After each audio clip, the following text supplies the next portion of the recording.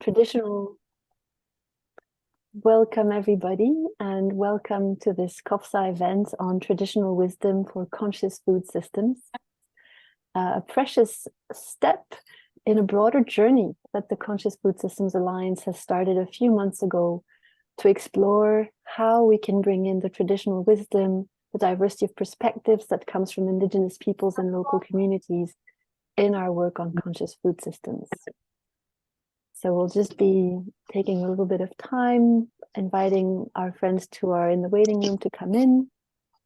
We had a lot of people sign up for today's meeting, and so which is very encouraging to see so much interest for this fascinating topic. People sign up for these meetings. And as I welcome you, I invite you to place your name in the chat. You can say who you are, where you're calling from, and maybe some of you participated in some of the dialogues that took place on this topic earlier in the summer. And you can let us know if you were part of one of those dialogues. Let's do a little tour of the world as everybody introduces themselves. We're having friends from Canada, Germany, Finland. But I know already from our group, we also have friends from Latin America, the Netherlands, London. I know. So welcome. Welcome if you've just arrived to this COFSA event on traditional wisdom for conscious food systems.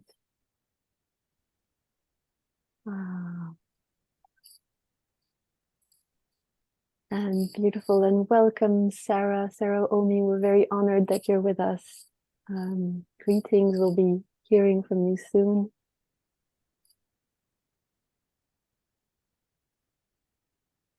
We have friends from Indonesia, awake despite the late time. Thank you for being with us. Also from Kenya, America. Beautiful. And so welcome. I'll just say one word about COFSA, the Conscious Food Systems Alliance. It's an alliance of passionate people like yourselves working to transform food systems, and convinced that working only on technical or technological or policy solutions is not enough. We also need to look at the invisible dimension, the inner dimension of mindsets and empathy and capacity to listen and to engage in deep relationships. So this is what we're exploring through various work streams.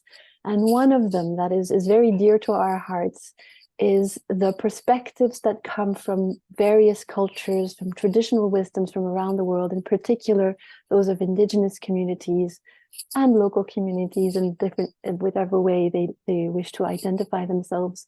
So bringing in that traditional wisdom from across the world.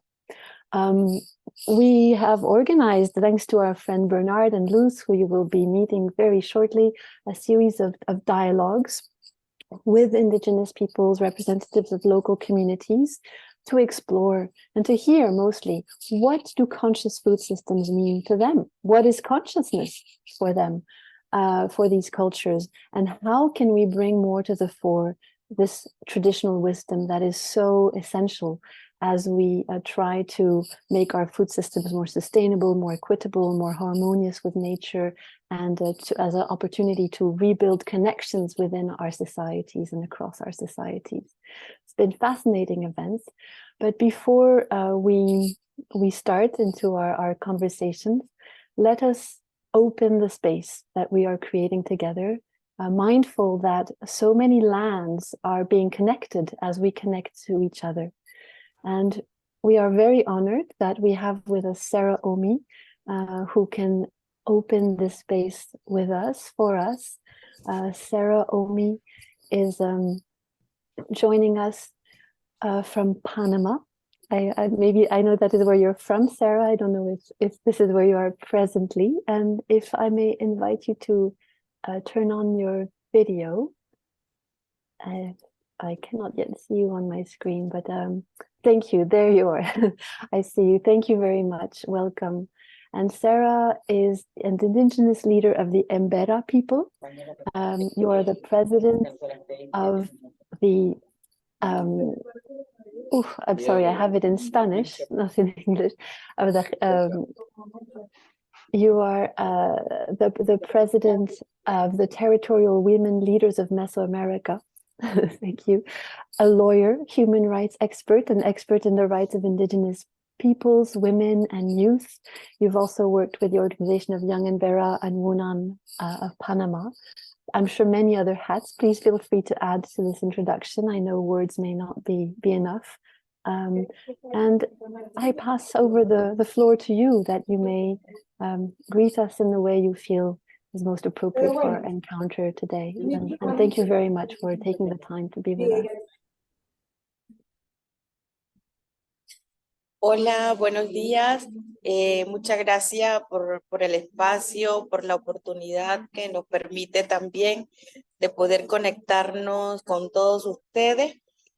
Como muy bien me presentó Charlotte, soy Sara Omi, estoy aquí pues en Panamá, soy del pueblo Emberá y estamos llevando el liderazgo dentro de la coordinadora de mujeres líderes territoriales de Mesoamérica. Es un poco largo, pero es el sentir que tenemos de cómo nos sentimos reflejadas y visibles dentro de nuestro trabajo. A nivel de Panamá, trabajo con la Asociación de Mujeres Artesanas en Verá y también coordino un plan importante a nivel de Panamá, que es el plan de empoderamiento económico de las mujeres indígenas. Y primero, invitar a que todos nosotros nos podamos conectar desde nuestras sabiduría, desde nuestra propia creencia, desde nuestra propia manera de cómo nos relacionamos y tenemos el equilibrio con nuestro trabajo, con nuestra madre tierra. En el caso de nosotros, para los pueblos indígenas, es sumamente importante la relación y la conexión espiritual que nos permite mantener vivo, resistente y sobre todo al pendiente de nuestro trabajo, de nuestras luchas, sobre todo de cómo mantener ese equilibrio, la tranquilidad y la paz que necesitamos dentro de nuestros territorios. Y quiero invitar como decir, independientemente de la virtualidad dentro de la cosmovisión en Verá y la espiritualidad en Verá, pedir a nuestro Ancoré, que es el Dios de toda la sabiduría y creador de todo lo que tenemos, así como también invitar a todos nuestros abuelos y abuelas, a nuestros ancestros que día a día nos acompañan en todo nuestro trabajo y sobre todo a todas esas organizaciones también que están tratando de trabajar, que están luchando también de cómo buscar ese mecanismo necesario de poder entender las necesidades y la problemática que tienen los pueblos indígenas, las comunidades locales, y del cual pues dependemos de nuestro bosque, de nuestra madre tierra, y esa sabiduría que hoy nos permite también nuestros abuelos mantenerlo presente, nos ayude a seguir vinculándonos, a seguir dialogando en armonía, a poder llegar a buenos entendimientos para el bienestar de nuestros pueblos indígenas, de la colectividad y de la sociedad en general. Es para mí como mujer, de poder seguir visibilizando también las voces de las mujeres indígenas, que nosotras pues hemos asumido esa responsabilidad de poder mantener vivos los conocimientos tradicionales de nuestro pueblo, de poder replicar esa enseñanza a las futuras y presentes generaciones para poder avanzar dentro de nuestras comunidades. Nosotras estamos completamente comprometidas de poder seguir dialogando, conversando, y espero que esta sesión sea de mucha importancia y que podamos obtener los objetivos que que se proponen, sobre todo para poder alcanzar los objetivos a lo cual aspiramos cada uno de nosotros en nuestro distinto espacio. Así que muchísimas gracias por la oportunidad y que toda nuestra sabiduría, nuestra buenas energías pueda llegar a cada uno de ustedes y poder tener un buen día en nuestro trabajo. Gracias. Gracias, Sara. Muchísimas gracias. Thank you, everybody. And yes, we've showed in the chat how to have the interpretation. Pueden seguir también esta reunión en español con la interpretación. Luz ha puesto las indicaciones en el chat. Gracias, Sara. Thank you very much. And thank you for reminding us that we may be talking about traditional wisdom, but we're actually connecting this to today and to the youth and to the future.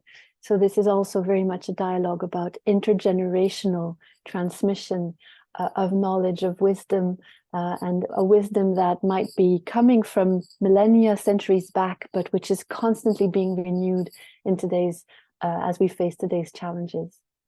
We have also a very special colleague now, Bernard, who will be taking the floor.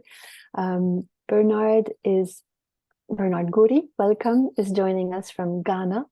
And Ghana, Bernard is the Executive Director of the Center for Indigenous Knowledge Organizational Development, CIKOD. And you have been working for years, if not decades, supporting communities and grassroots organizations to bring forth their wisdom and to engage actively in terms of actions and policy. Thank you, Bernard. You've also been with Luz, the chef orchestra conductor for these dialogues.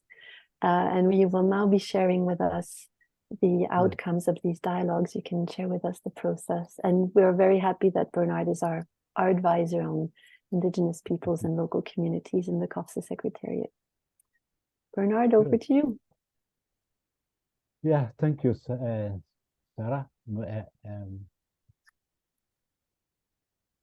Thank you, Charlotte. I think first, let me thank Sarah for a very inspiring introduction she made. But to add to that, my name is Bernard Guri, and I come from Ghana. And I must say I come from a tribe, the Dagara tribe, somewhere in northern Ghana. And we are really happy to be able to share whatever we have of this forum. And particularly, I've got in contact with many different cultures, different ideas. And today we want to share the whatever knowledges we've learned so far. So I'm going to make a presentation of the outcome of the dialogues we've held over the period of 6 months or so. So as a background, the Conscious Food System Alliance is a movement of food, agriculture, and consciousness practitioners convened by UNDP and united around a common support to support people from across the food and agriculture system to cultivate capacities that activate systematic change and regeneration. COFSA is reflecting on how to meaningfully engage with indigenous people and local communities to support their work and priorities, as well as the traditional wisdom for regenerative food systems.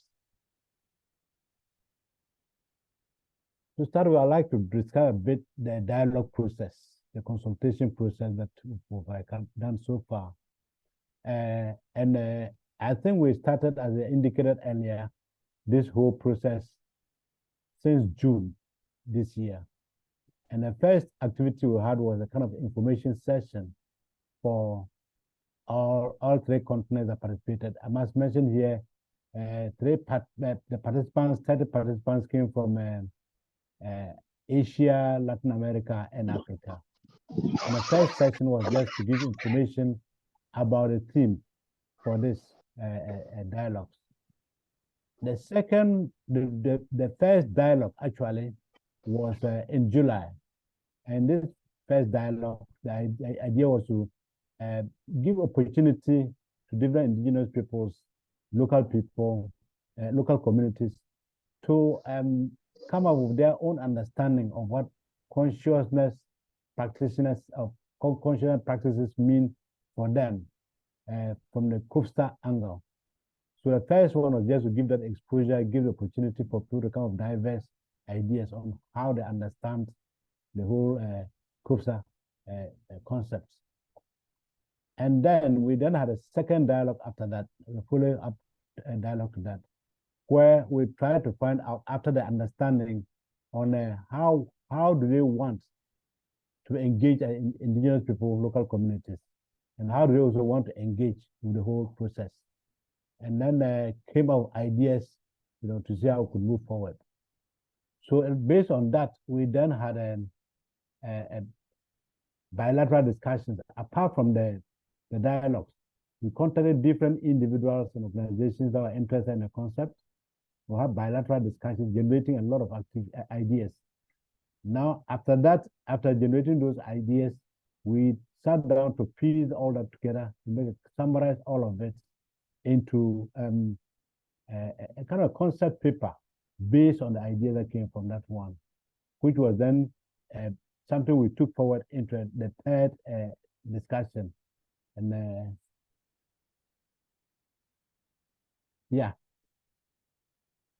we did a kind of concept note that was prepared from there. And that was a concept note we now developed into something that we're now presenting today as a concept note for us to look at together as a conscious community, I'll call, to see how do we proceed from there. And to the content of the dialogues itself was first to look at hello? Yes, Bernard, we can hear you. Yeah, Thank you. You can continue. The pictures are gone off. Okay, thank you. Yeah. So in the first dialogue, as I said, I identify what is common, what is the understanding of consciousness practices. And so we harvested a lot of ideas. Number one was local and indigenous knowledge systems, links, ancestral wisdom, culture and spirituality, which is directly linked to the territory, sacred relationship to land and food, indigenous economy, interculturality and intraculturality, community and collectivity. If you see the detailed report, I think we have footnotes that will explain these terminologies better. But what came out clearly was that a common understanding of what consciousness means for us as local people, indigenous people, to mean the daily practices while farming, sharing food during meals, and asking permission before serving themselves from nature, and ceremonies, songs, stories, and rituals, all at all categories of the food system. Let's go ahead. Yes.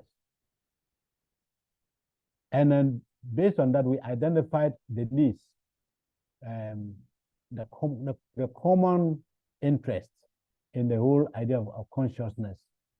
From that point of view, what we identified was that the main was ensuring intergenerational transmission of ancestral wisdom. That's what came across all of them. And this for them means many things. One, it means raising awareness within IPLCs of the importance of traditional knowledge, practices in relation to food and management. Number two is supporting the continuation of traditional practices, e.g. ceremonies. It also means strengthening traditional political and spiritual authorities and governance systems. And it also means strengthening learning and collaboration among IPLC communities.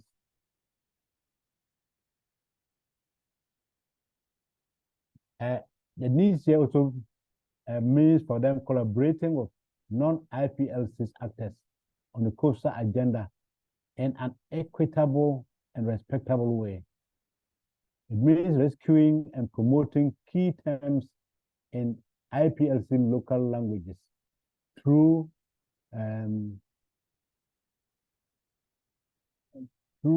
their cultural and spiritual concepts for regenerative food systems. Some of my presentation is covered up somehow. It also means good, better. Thank you. Yeah, it means also to develop a call for, no, this is a recommendation. Sorry, you're going too fast. Luz? Yes. It also means collaborating with non-IPLCs actors on a CUFSA agenda in an equitable and respectful way. It means rescuing and promoting key terms of IPLC local languages through the cultural and spiritual concept for regenerative food systems. So this one is a lot of it. It's cut off, but it also means developing more research and publication on the role of ancestral wisdom for regenerative food systems. Please go ahead. Out of that, the recommended activities that came out of this dialogue for IPLCs that they would like to engage in and for which they might like to support. Number one is to develop a call for proposals. Number two, to support in-person gatherings, networking, and dialogues. Three, research and develop methodologies for gathering indigenous knowledge, traditional wisdom, and worldviews related to consciousness food practices. And to develop a publication on the role of traditional wisdom for regenerative systems, food systems. And also to develop an online global curriculum on traditional wisdom of regenerative food systems.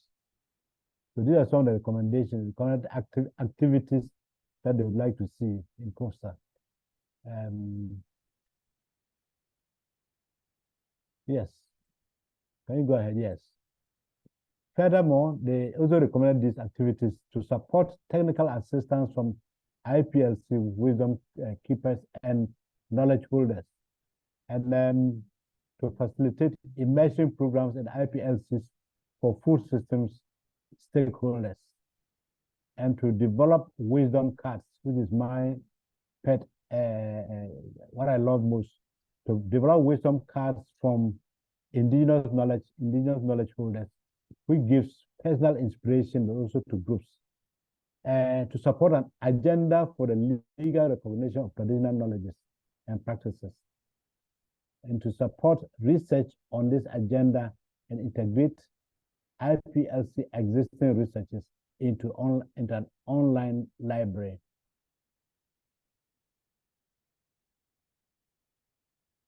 Now they also went ahead to talk about how they like to participate in the CUFSA agenda.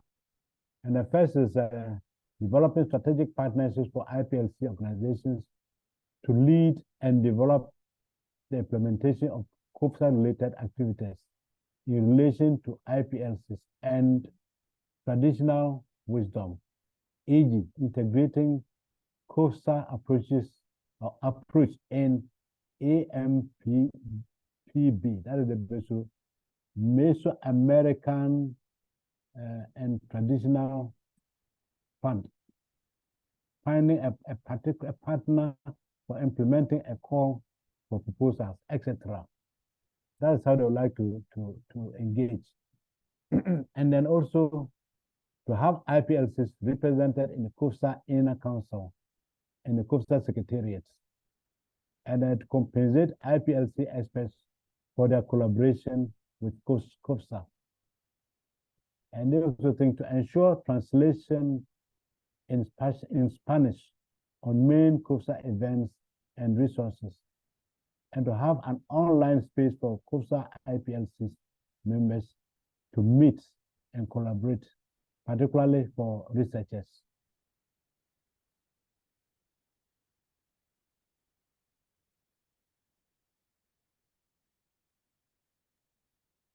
Okay, Yes. that is it. Yeah. Okay, so I think let me hand over to Luz or is it Yes, you can Sarah? hand over to you can hand over to Luz, but Bernard, I was just curious before we hand over to the panel, what has been, I mean, you've been putting these dialogues together. How was Yeah. it for you to see all of these peers and friends and come together? What was maybe one thing that struck you in these dialogues? One thing that struck me was the kind of a commonality, especially if you think of indigenous people, local people, whether from America, Africa, from Asia, from Latin America. This whole edge about intergenerational learning. That's what I found even here in Ghana. That is the core. And I found it as a common interest in a very fascinating for me, you know. Yeah, excellent. And Yeah. I love it that you say that, although you've been working already for decades with many communities, but it seems to have been reaffirmed in these encounters. And I Exactly. also take from your presentation, but also from what Sarah was saying, this relationship to the land, you know, that we are all invited to cultivate. And as I said before, we're here from many lands. And so we can be here in the awareness of the land that is holding us and the earth as a whole, because we're going to connect now a panel from all over the world. We have Francisco Rosada May from Mexico, Datu Lanelio, welcome Datu from the Philippines, David, who knows Bernard well, you're from Ghana, and Deborah Sanchez from Honduras. So that I'm going to hand over to Luz to lead our speakers into a conversation about what they think about this. What's a conscious food system from their perspective, and what do they hope what we can do together in COPSA? Thank you. Hello, good morning, everyone. I am joining from El Salvador today, but I am from Mexico. And thank you, Bernard, so much for presenting the results of our dialogues. It was an intense but very inspiring series of dialogues with more than 30 representatives of indigenous peoples and local communities from all over the world. And we also had in-depth sessions, bilateral discussions with some of them to have deeper discussions. And some of them are here today. Deborah Sanchez from Honduras, she's the director at Community Land Rights and Conservation Finance Initiative, Clarify, from the Rights and Resources Group. We also have Francisco from Mexico. He is the founding president of the Mayan Intercultural University. With us here today, we had David Miller from Ghana. He is the founder of the Center for Cosmovision and Indigenous Knowledge. And finally, Datu Lanelio from Philippines. He is the founder and CEO at Tribes and Nature's Defenders. So the idea for us now is to begin having a discussion around what conscious food systems are from your perspectives. And you can open your mic and just start sharing with us. Who wants to take the floor? How about Deborah starting? Thank you. Yes. Thank you. Good morning. As Luz said, I just want to introduce a little bit myself. From the Mosquito community in the eastern coast of Honduras. And I was part of the dialogues too, with along with the other brothers and sisters in the Mesoamerican Alliance of People and Forests. In that moment, I was coordinating the area of forest biodiversity and climate there, and now I'm in this new role. But for me, it was very interesting because it started actually a whole movement here in Mesoamerica to really talk about our food system, to talk about our knowledge, to talk about our traditions. And this is been very inspiring for me because I remember growing up when a lot of the food came from our patio, came from the very natural processes and the things that we already planted and raised, and how it's been changing. very quickly and very fast in the last decades, also in the rural communities, in the rural areas and indigenous territories. And something that really hit us to think back was COVID, right? COVID starts and hits a lot of communities, where a big lockdown in our communities, and then we start to thinking, what about our food security? I mean, we stopped producing a lot of things, and now we're buying a lot of things from outside. And that was a reality that we had to face in that moment. And it was very good because it brings us back to the need of these dialogues and sharing. And it's a challenge because we think, okay, we need to conserve our food system, the conscious, the way really our grandparents did, where Werner was also sharing, when you go and you want to take the tree for a boat or for you building your house, and you do a ceremony, you ask, right, the forest to give you that.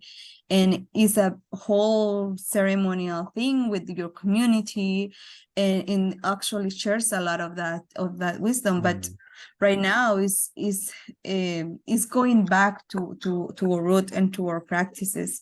And actually was very important to understand that this is a collective action. So it's that, for me, that was like very important, because we had to put time to discuss, to work through the process, to even put the concepts there in trying to understand, because we were like, okay, what's food conscious from our perspective? What really does it mean that for us? It's something that has been there already, and now it's with a different name, like more technical, but how we know about that. And it's been taking time and a lot of sessions and a lot of conversation, but it's needed, right? So there are things that we have to do it. And I see now, that was the discussion, the dialogues and everything, but now I see a lot more actions, and maybe I can go back to that later, so I can leave Francisco and Datu to share some things too. Yes, sure. Thank you, Deborah, for this work.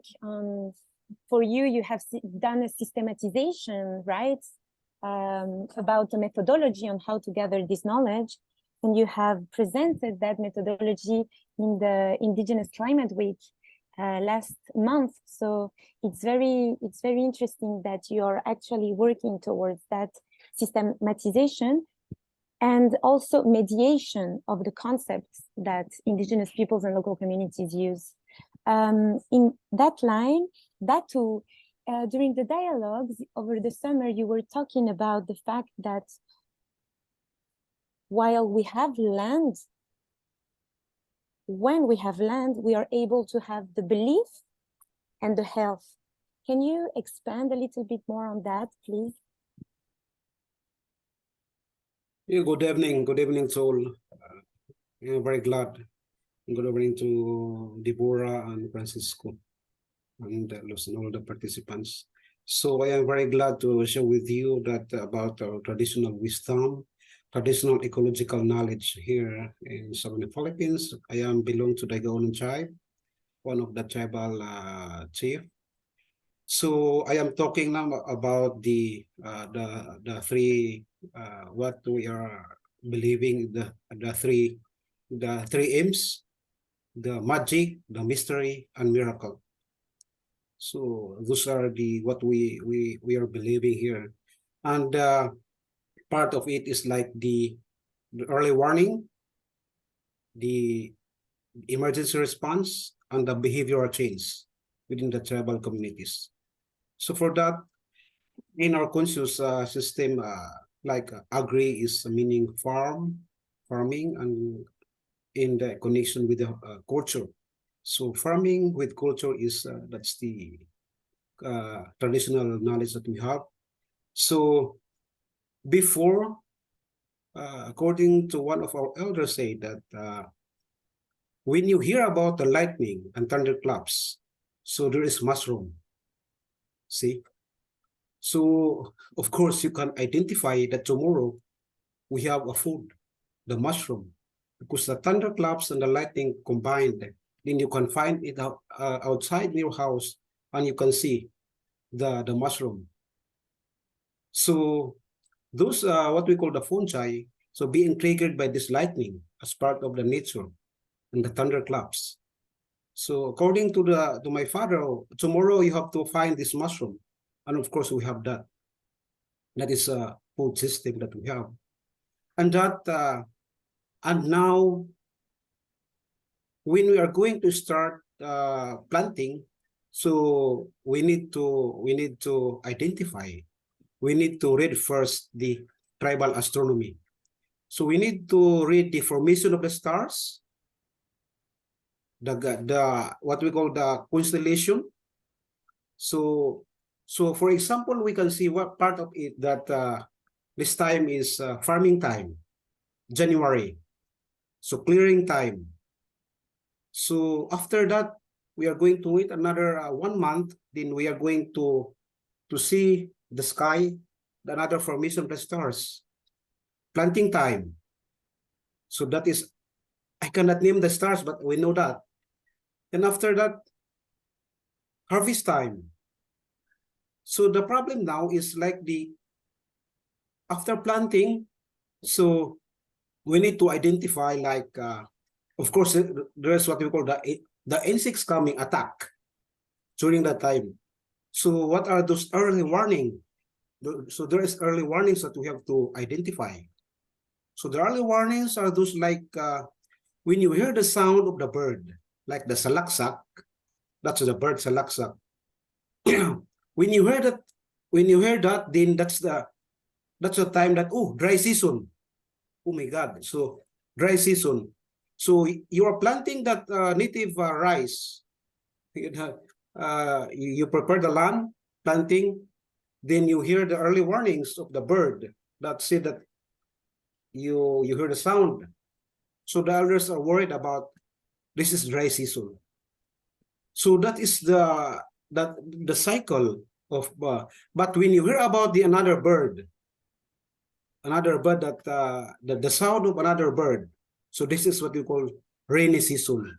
So the plant that we are going to plant, of course, so it will grow healthy and we can harvest it. So after that, so there is, if that is a dry season, so we have the emergency response. So we need to undergo in the heart of the rainforest the sacred ritual ceremony. We are going to ask the Creator, please give us a chance that the rain will come and pour this to our planted native rice and other root crops here. So of course we are connected to the Mother Earth. So that is time that it will be granted then that there is rain. Thank you, Dato. Thank you very much. Mindful of the time. It's very interesting, the story you're sharing on how to listen to the early warnings.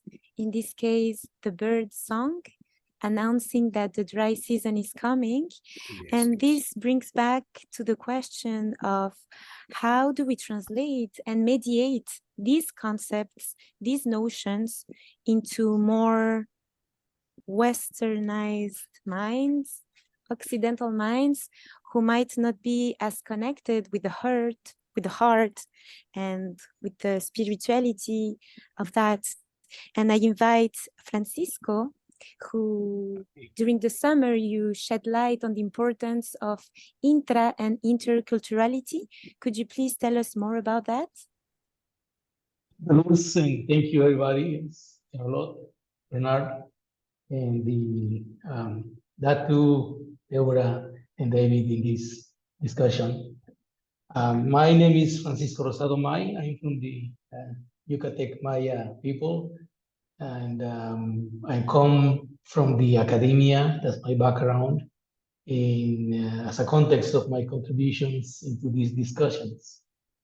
And yes, during the summer, I was able to participate, and I'm really glad to see that there are every day more and more opportunities to share our thinking, our knowledges, and with other than our own communities. In this case, is COPSA. And we have to understand that we are in a process because this opening is practically new. Usually we in the indigenous peoples communities, our knowledge has been neglected or only taken as a something like for folkloric issues, but not taken seriously. It's not until recently, for instance, the National Science Foundation just announced the opening of a Center for Intercultural Co-Creation of Knowledge, funded with a good amount of money. And we have no option but to look for different alternatives. Something that we are doing is not right. Food systems today explain about 35% of the gases that are going into the atmosphere that are causing climate change. Food systems, especially non-sustainable ones, and that excludes some of the indigenous people's food systems that are considered sustainable ones. But most of the food systems nowadays are unsustainable. They explain about 80% of the loss of biodiversity in the world. But at the same time, indigenous peoples have food systems that are based, that rest on the concept of diversity, both intra and inter-specific diversity. And so that knowledge, that wisdom is out there. We have to develop ways and techniques and methods on how to access that information in such a way that can benefit both indigenous peoples and non-indigenous peoples. And for that, we indigenous peoples are pushing the concept of intercultural co-creation of knowledge. That means that that is a process that happens in a safe space in which different ways of learning, creating, innovating, and transmitting knowledge can coexist. And in this coexistence, all the ways of creating knowledge that way, respecting each other, can provide conditions for synergies to happen. I can explain some more in detail of this type of synergies. But the point of it is that we have to co-create knowledge beyond our own culture, giving possibilities for different cultures to come together and co-create knowledge. That is intercultural co-creation of knowledge. And it is very important because, as I mentioned earlier, this is a process. And for instance, and I'm just gonna use this as an example, not to offend anyone. But if you notice the first picture of the presentation in this session, there was a group of 5 or 6 people, indigenous peoples, portrayed in the way that most pictures portray indigenous peoples. That is folkloric. There is no way that we can think of that those people hold valuable knowledge and that they have ways of creating that knowledge that has lived for a number of centuries. So the essence of the indigenous peoples, which rests on the capacity of creating knowledge, is dispersed by the use of pictures like that one.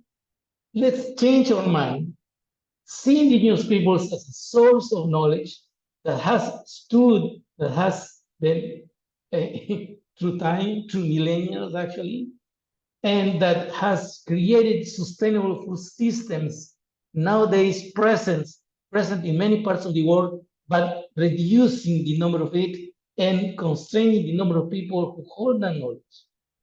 So if we have a large food system now with the problems that I mentioned earlier, that need to be regenerated, that need to be transformed, that need to be mended, and that they also reflect scientific knowledge gone wrong, now the possibility of co-creating with this knowledge and science is open now, but we have to have a different mindset to do that. Interculturality means that processes that happen within the same culture. Dear Francisco, I am sorry to be interrupting you, mindful of the time and that we have one speaker still to participate. Yes, it is indeed very important to be contributing to that discussion on how we weave intraculturality, what happens inside between cultures, and interculturality, how we go to the broader audience. And this example you give us is very important. And yes, of course, that is why we are really trying to have a dialogue and mediating the concepts, mediating the images we use. And it's important to continue doing that work. On that line, David, you talk about, during the dialogues, I remember you were saying that when we talk about indigenous food systems, it is quickly related to economics, like an Occidental perspective of the food, of the nature, of the land, and that the spiritual views held by indigenous peoples are not understood by policymakers. Would you like to elaborate on that? Yeah, good evening from here. What I've learned from this dialogue is the following, that what you call indigenous peoples are what we call local communities. So at least in terms of language, now I can understand where you come from when you say indigenous peoples. Then the second learning that has occurred to me is that conscious food systems, we used to look at them within the sphere of food sovereignty. Food sovereignty emphasizing the spiritual component of food, which conscious food systems captures as well. So we've been speaking a common language.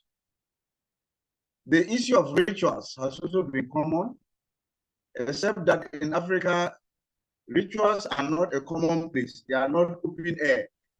They are done in private and in secrecy. So it's not something that you can ask me to do a ritual here about rain and I can do it. And people are given special skills to do that. Then in our investigation so far, over 30 years I've been working in this sphere. And also my university pushes that. We've realized that when we talk about food systems, we are inclined towards looking at crop food systems. Crop food systems. We leave out livestock food systems. We leave out wildlife food systems. We leave out wild fruits that are part of the totality of indigenous food systems. So it's more holistic than just looking at the crops they produce.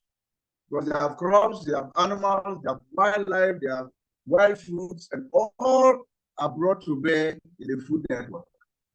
So these are the new challenges that are emerging. How do we integrate this into a conscious food system where we don't fall foul to only crop food systems? Now, having said that,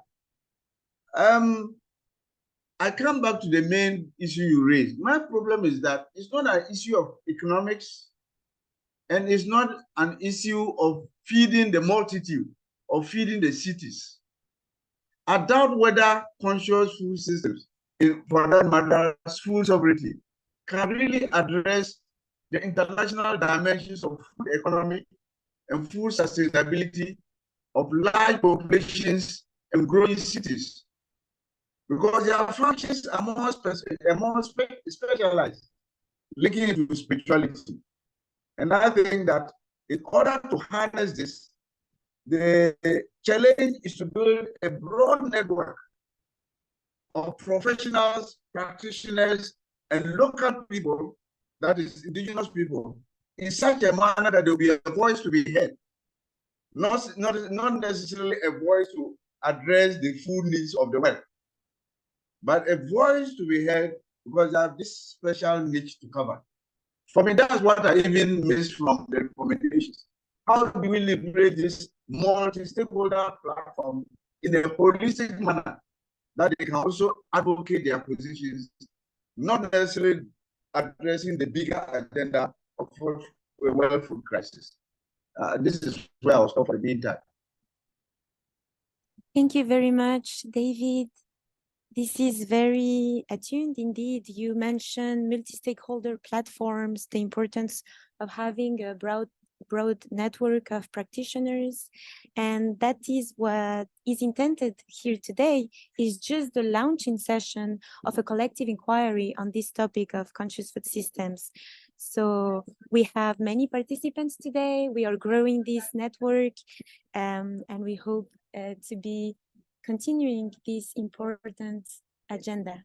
And to finalize, I go back to Deborah, because David, you mentioned the dimension of economy, of how linking it to spirituality. And actually, Deborah is an expert on direct investment to indigenous communities and taking into account their spiritual beliefs. So Deborah, over to you. Thank you, Luz, and thank you to my brothers for the sharing the wisdom. Is so rich, right? That we cannot actually have all that wisdom in even one session. It will take a long journey for us to unpack all the things that I think came from the dialogue. I will leave that task to COF's secretariat to bring us on more dialogues in the future. But for us, direct in finance to the communities and talking more and addressing more what is our engagement or role in the economy, but from our own perspective. So it's not about bringing the normal economic dynamic, but how actually we bring our wisdom and our agendas, territorial agendas. For example, people we see are talking about how I advance in my rights on land, how I advance in my rights on use of my own natural resources.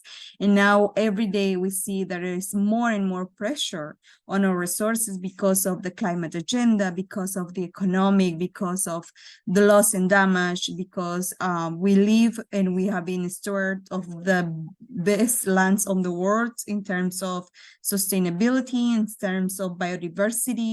And so there is all these threats that come into the territories, and there is the need to really strengthen the territorial agenda and the territorial needs that people are putting there where they want to be supported, right? So what we have been doing or trying to change the model where you write things up in some place and then bring the funding to the community and tell no, but you have to work in this because this is my project objective. So what we are trying to do is all going bottom up approach and trying to understand what is the territorial agenda, where they want to go, what the women's entrepreneurship want to work on, what they want. For example, we have projects where women wants to enhance their gastronomic culture and show to the rest of the world how you can actually eat well and not eat only fried things or all these foods that is being brought in from outside. And that's right of this type of project, this type of ideas are the ones that are coming from the communities.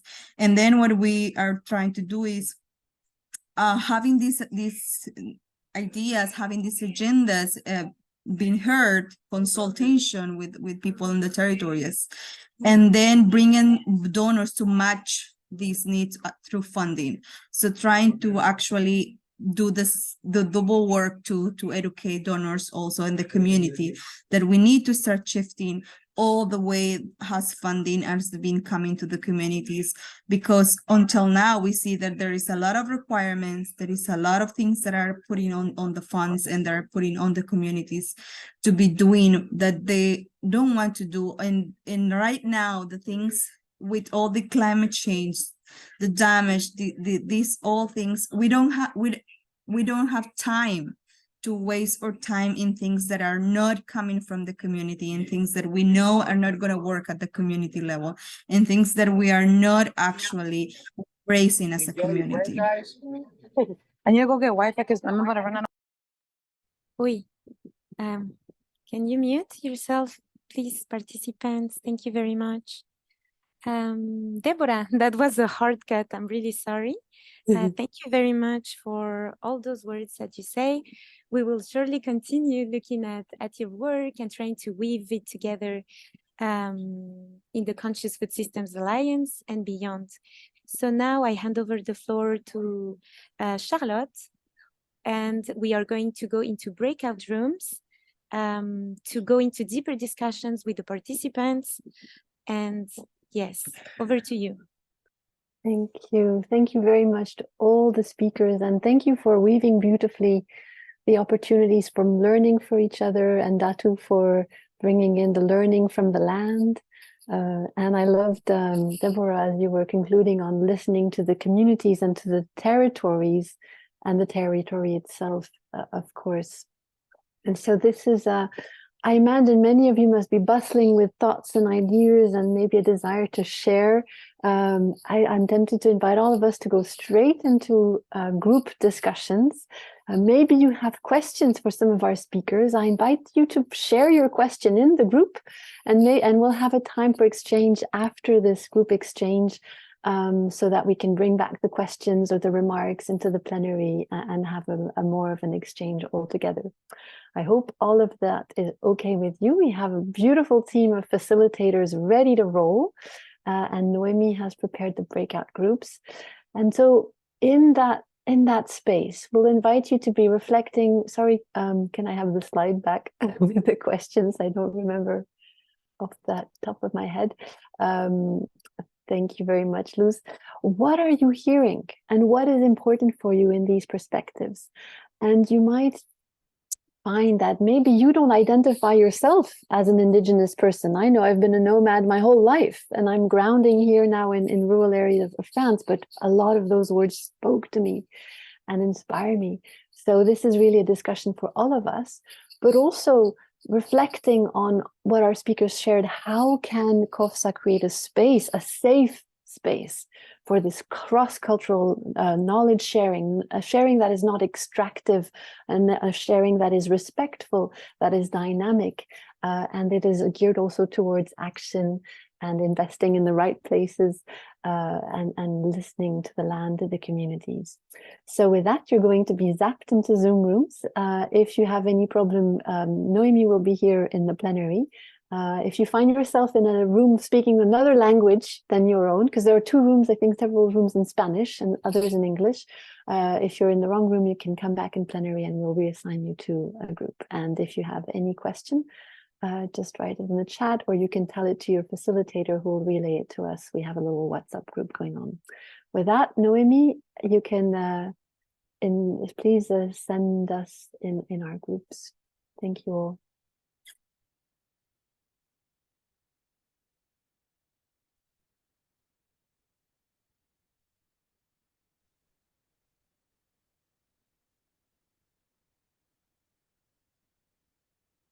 So, yeah, see you later.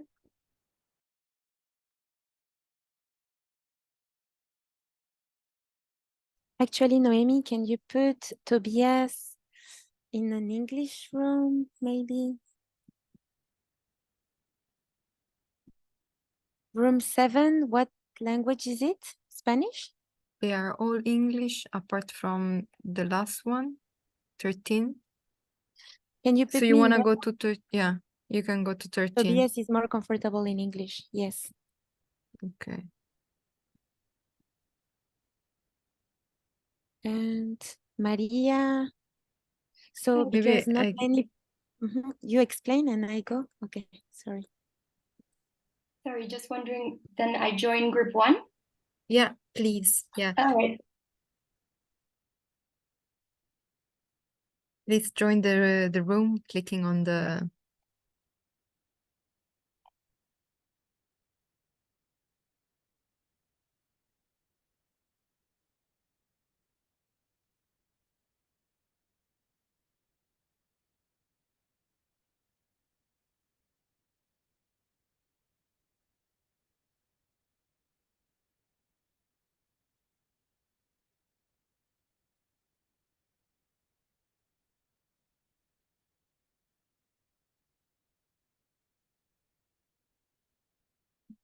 Hello,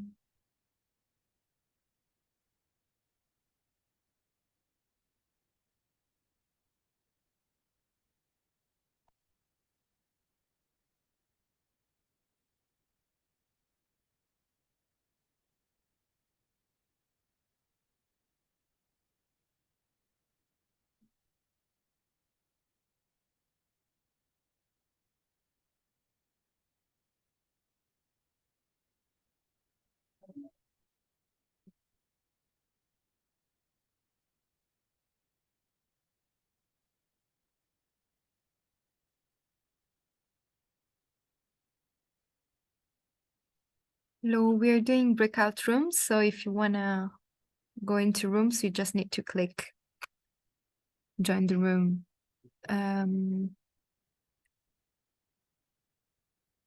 Okay. And if you don't find the bottom, please let me know. I can support you.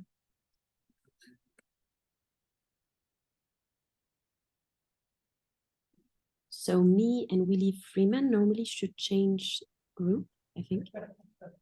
Yeah, Matilde, you are. We are in room 9 and Yeah, there's a group, yeah. yeah. Just Thank you.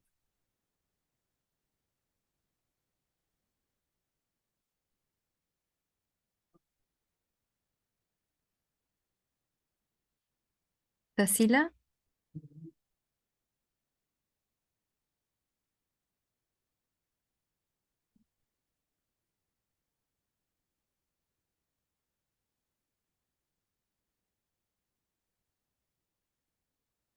Matilde, are you able to go in room 9?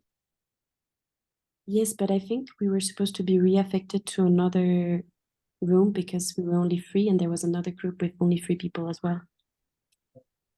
Let me check. Okay, room 8. Assigned to So me and Willie Freeman. yeah. Thank you. 8. Okay. Now here you go.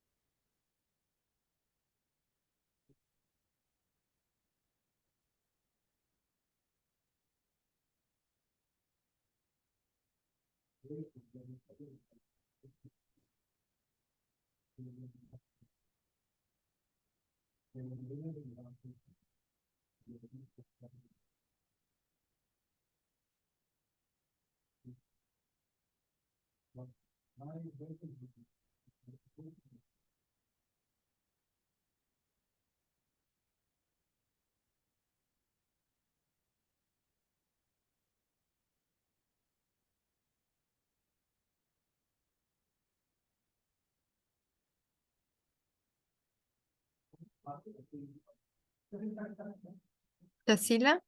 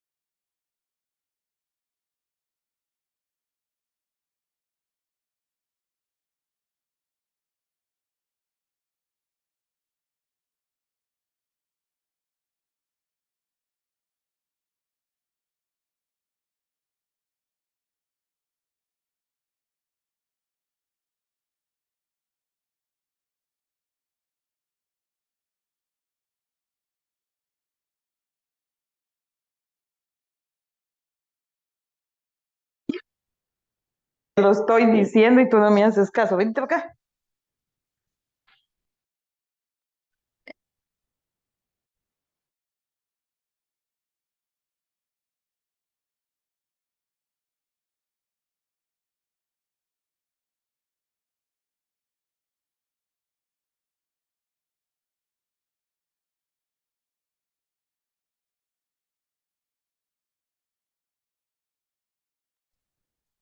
Hola, ¿puedo estar en un grupo que habla español? Hola, sí, claro, lo voy ¿Me puedes a... unir, por favor? Sí, sí, un segundo. Pati.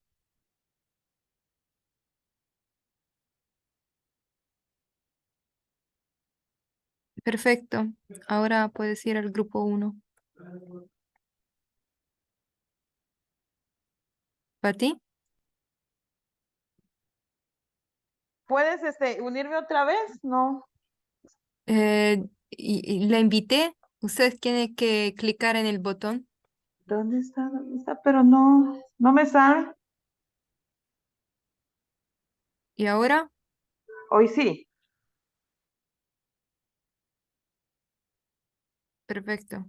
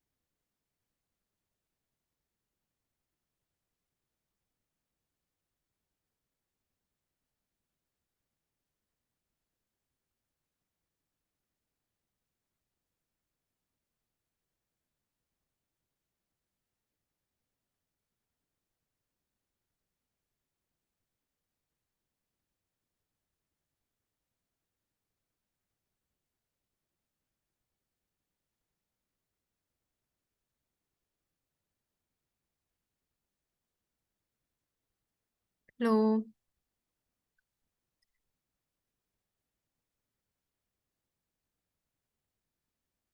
The rooms are opening in 40 seconds.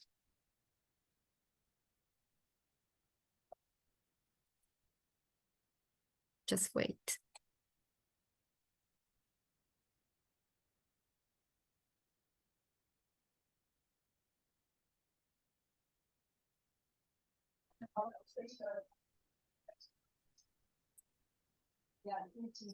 Welcome back. Hola, gracias. Irma, hola, ¿cómo estás? ¿Todo bien ahí con la interpretación? ¿Funciona? Sí, todo bien. Escucho muy bien y entiendo muy bien. Gracias. Qué bueno. Pati, también la interpretación está disponible. Te puedes ir a la sala en Sí, español. sí, la estoy oyendo. Gracias. Bienvenidos. Hola, Pati. Hola, Bienvenidos. Irma. Te extraño mucho. Gracias, igual. Hola, muchas Sorry, gracias. I turned Bienvenidas, off my bienvenidos. camera. Estamos esperando que las demás personas, sorry, we are waiting for other people to join in, to come back from their breakout rooms. And now we are going to give the floor to our facilitators. Really quickly, 2 minutes, key insights, Or- key ideas you would like to present to the plenary session. So I go first with the room number 1, which was led by Maria Faciolone. Over to And- you. Luz, if I can suggest something, sorry. So it's not all rooms were open, just so you know. Yes, in the facilitators, maybe to be very brief, so we might have a time to open up the plenary, even briefer, and maybe 2-3 words, that were the highlights. That's Nicola gave me the idea in the way he closed, to capture the essence of what was in the spirit in the room. Thank you.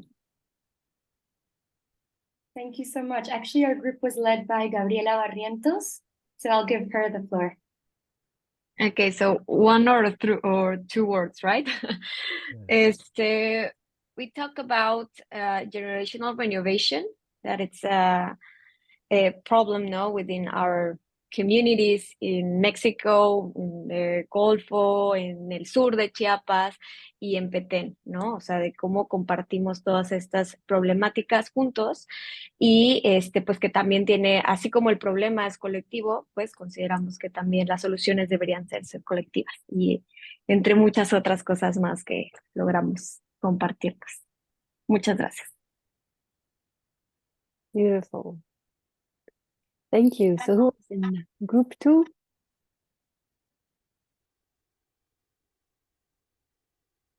Tomás? Yeah, Hey. Noemi, you can call out the facilitators for. Yeah, I was with 2 indigenous person from the Netherlands and Deborah from Honduras. So there was a discussion what it means to be indigenous, and they shared like even in the Netherlands they consider the Friesland indigenous people, and how the work with indigenous people that they have done have been able also to reconnect them with their roots, their identity, their territory. And one of them share with our work on Region 10, where they've been listening to indigenous people on similar issues and seeing really very similar messages across the world. And also, the fact that indigenous food systems have been working well are also under threat and undergoing degradation process. Beautiful. Yeah, thank you, Thomas. Who's the next group, Noemi? You know the groups very well. Yes, Alice, go. Yeah, okay. Thank you. Okay, so I was in a great group with Kathleen, Hannah, Zara, and Premanand. And we had some of the take-home, the main messages was around trying to find ways to really integrate this indigenous knowledge and wisdom into, how to bring it more into the mainstream so that it's influencing the sort of more mainstream sphere of how we create transformative change. But how can we do so in a way that is honoring indigenous wisdom and indigenous peoples and not sort of essentializing indigenous peoples, as was mentioned by one of the speakers, and also how can we bring this knowledge and integrate it into international into a sort of globalized international food system when this knowledge is so regionally, bioregionally based. And we were talking about how being able to capture kind of case studies and examples of that will be really a very powerful tool. And I'll stop there. Thank you. Now, Luis. Yes, we had Lucia on hand. So Lucia. Hi, thank you, Luis. Hi, everybody. Yes, we were in a small group with Liz Camargo, Carlota, Richmond, Bernard. Thank you so much for all your inputs. Well, it was very interesting, actually. Time really flew, but we talked about how the elder really know a lot about the local communities and indigenous communities and their wisdom from the youth and youth from the eldest ones. We really talked about how we should be aware of our commonalities, that we all share food and we all share the land that food comes from. So we should have a common vision of that, and it is really valuable how to make policies out of it, and how we, being the modern part of it and not being the local communities, we should be able to help them and make them all something more holistic, and be able to have relevant policies for everyone. So it was great. Thank you so much. Thank you. And Valeria? Thank you. So I was in the group with Lauren, Selena, and Barbara, and my inputs was because we recognize value and the wisdom of the indigenous people, and we were wondering how we can value this and integrate this in our daily life. And also one thing that came out of the group was this intercultural aspect, that sometimes we generalize and we don't make those differences between all the indigenous, because all of them are from different regions and all have their specific ideas and aspect. So this difference is something that we will appreciate it, that call more the attention. So yes.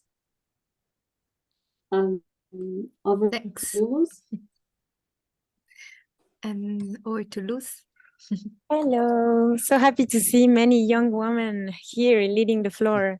So we were a Latino American group from Mexico and Peru, and basically we were talking about the gap between politics and governmental projects on indigenous food systems that are totally unrelated or do not use the conceptual clarity needed for the indigenous communities and local communities.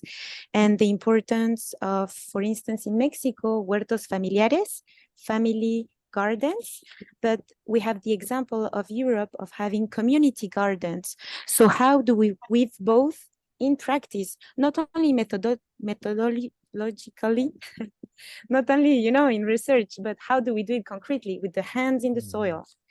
And finally, urban agroecology is one of the methodologies that can be shed light upon.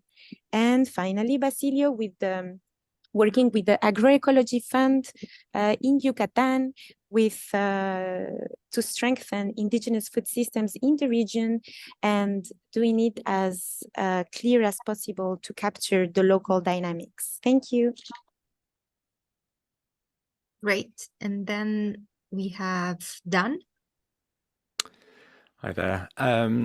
We had Jane, Jason, Matilde, and Ned in our group, and the two main themes were there's some work going on with Puerto Ricans who were being forced to move from their traditional land. So there was a very interesting conversation about how indigenous lifeways and indigenous land-based cultures need to shift in a living response to climate change, because life on Puerto Rico had been difficult in terms of climate impacts. And then the other side of that was from a European perspective, from specifically Britain, how if it is possible to understand guiding principles that are somewhat universal between indigenous peoples, whether that knowledge can be relearned, remembered by non-indigenous peoples, so that we can also come into a different relationship with our land and each other. Okay, thank you. And yeah, then we have other 4 facilitators. I don't know if we want to hear all of them or let Yes, Charlotte but to the side. Yeah. very, very briefly, if you can say just a couple of words for each group. Who was next? Great. Then Tamikia. Very briefly, wonderful conversation and exchange of experiences. Carol, Julius, and Datu, 2 key words coming out of this conversation: intergenerational. So in all the experiences shared, the importance of young and slightly older and more experienced coming together. The other one is sharing and involving different stakeholders in the wonderful approaches to bring people to the land or to bring people back to the land, how important it is to involve policymakers, funders, and also education, and talking about how we can best share all that knowledge that is now coming up from the different practices that the people in our conversation shared. Thank you. And then Nicola.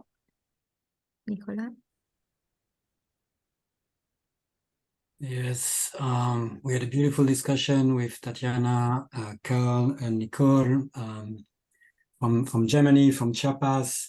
And the two words that came out of the discussion were bridges, building bridges, and love. We discussed about the disconnect that we have from traditional wisdom, from nature, etc., and the importance of reconnecting, building bridges across worldviews and regions, etc. And what are the small steps to do that? And at the end, we went into a more general discussion on the importance of empathy, curiosity, listening, and bringing about more love and joy in our lives, in our work, in our relationship. So how all this is actually interconnected. Thank you. And we have just a few minutes left, 2 minutes left, when we'll have 2 minutes closing. So the last two, very, very brief, please. So hello, I am Andrea, and I was in the session with Michael Nasiero from Uganda, George Habel from Peru, and Laura from Paraguay. And they shared, we each of us shared our own experience on working with local communities. And I would like to address the main points was that, for example, we had a case in which some local communities are disconnected with what the government says, but what is very important and key is to open to more dialogues between both to get a common ground. Then another example is that the most important part is that having a personal connection to the land, because that's how we can have the respect, that's how we can respect the land, and it really changes our relationship to it. And then Thank you, also, Andrea. oh, sorry. Okay. I'm just cutting you because we want to cut in 1 minute. And so just the last person, please, just a couple of words. And I know this is not doing justice to your conversations. Yes, no worries at all. I can understand that. I want to cut it super short and actually jump to a big question that one of the participants asked. It was Alice, and she is currently facing some struggles with carbon credits, taking away land rights from indigenous peoples in Africa, and she is searching for three indigenous advisors or indigenous people who could help her with that very pressing challenge, because she only has 2 to 3 weeks to find a solution to that. And so, yes, my call to all the participants, if there are any volunteers to help Alice with her pressing problem, maybe Alice can share the problem in the chat also. Yeah. Are you referring to the COP one and the Emirates? The Emirates having bought land rights carbon credit rights for Kenya and such? It goes in this direction. I don't have all the details in my head. I get my information from the Red Monitor from Chris Lang. And as I am involved in syntropic farming myself, I have a huge value for indigenous land use. And I would like to propose to the UN that they connect to the UN body charts a path for robust carbon market rules ahead of COP28. Until the 1st of December, we can give in a small information. Please connect any carbon credit concepts together with indigenous people. Yeah, I would like Alice, I think, and just for all of you, actually, there is a coalition that was set up for indigenous peoples in the follow-up to the Food Systems Summit. And that is really a space also where, some of the key political issues and rights issues are addressed.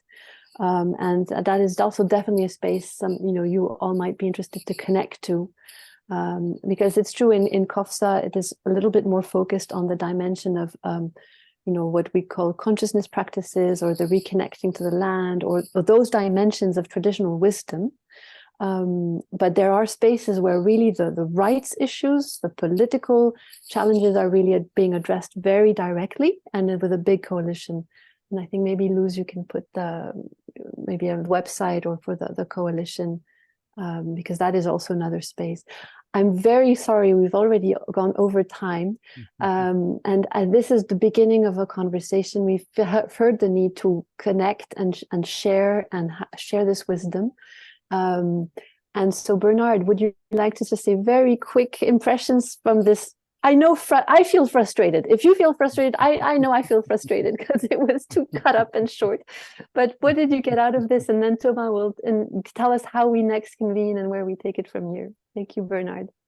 Yeah, thank you very much. For me, this has been a very inspiring session. And what I heard, very interesting, is the idea of the value of indigenous knowledge, which came out from all angles. And especially the idea of how do we transfer knowledge from the youth to the elders, which I heard across, and I think was very important. In fact, the whole dialogue was centered. The main need was intergenerational transfer of knowledge. And I heard that very strongly, and I thought it was very impressive. And COFSA has a lot to do in that area. And I also think that, especially in going forwards, I think we need to mainstream these values that we're unearthing here. How do we mainstream them in such a way that they are more visible, they are more recognized, and more given more respect than just giving lip service as we have now. So thank you everybody for all the contributions, and I'm very much enriched in all this. Thank you.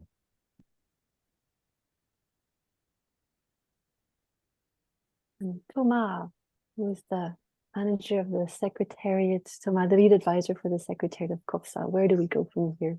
Yeah, so I just want to congratulate Bernard for this work that we are been sharing today. A lot of work has been into it, and the great support from Luz Helena.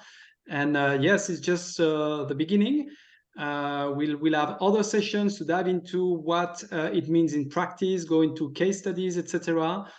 We think also when we think about implementation as a next phase, we think we need also to find indigenous people, local communities, partners. We don't think it's necessarily our role in the COFSA Secretariat to lead that work.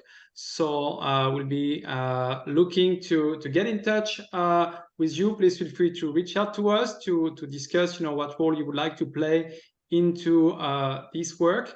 And we'll be sharing also the report that has been presented today in our follow-up email. So yeah, thank you all. And I think it was a very alive, important, and growing conversation that we think is very important for us also to support and move towards implementation. Thank you all. Ooh.